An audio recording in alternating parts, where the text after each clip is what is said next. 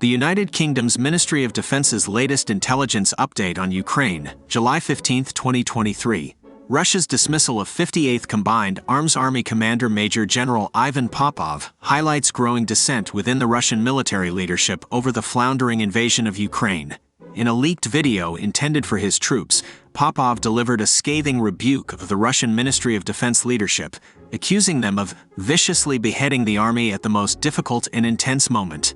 His comments echo earlier criticisms by Wagner Group owner Yevgeny Prigozhin and point to serious disaffection among Russian officers towards senior military leadership. The mounting frustration with Defense Minister Sergei Shoigu and Chief of General Staff Valery Gerasimov suggests an increasing breakdown in military command and control. As the war drags on with few gains and heavy losses, Shoigu and Gerasimov will likely face further insubordination from subordinates disgruntled with the botched execution of the invasion. Ukraine Air Force Command Update. Russia continued its campaign of terror against Ukrainian civilians by launching 6 Iranian-made Shahed kamikaze drones at targets in southern and eastern Ukraine overnight on July 15. Ukraine's air defenses successfully intercepted and neutralized 4 of the incoming suicide drones before they could reach populated areas. This follows the downing of 16 Shahed drones the previous night.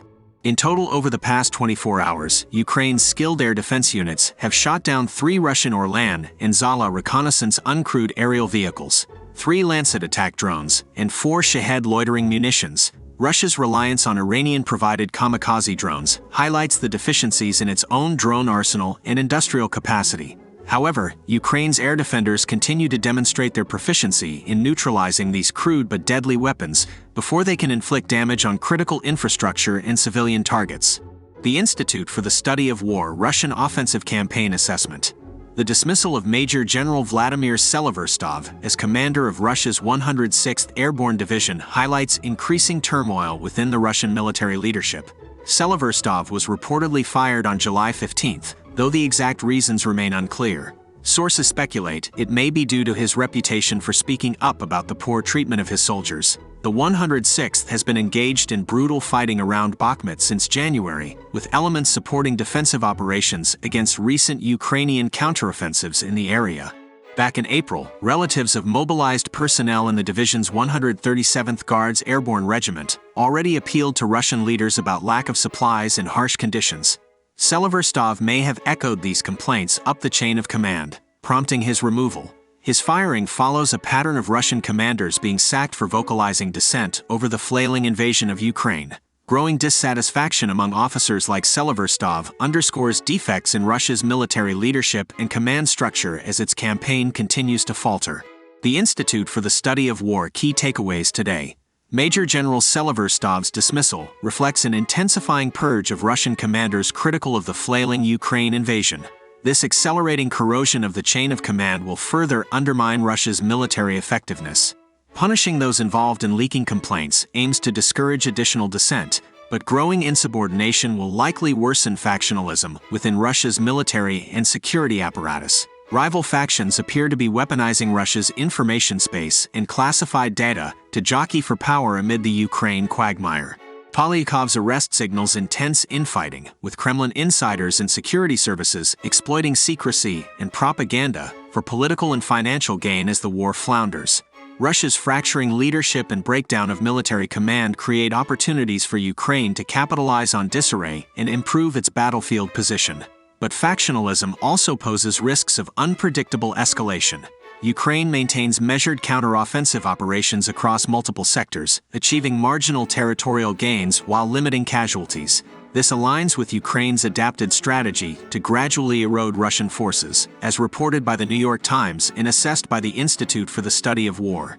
Belarus enabling Wagner mercenaries to train its military highlights deepening Minsk complicity in Russia's floundering war effort.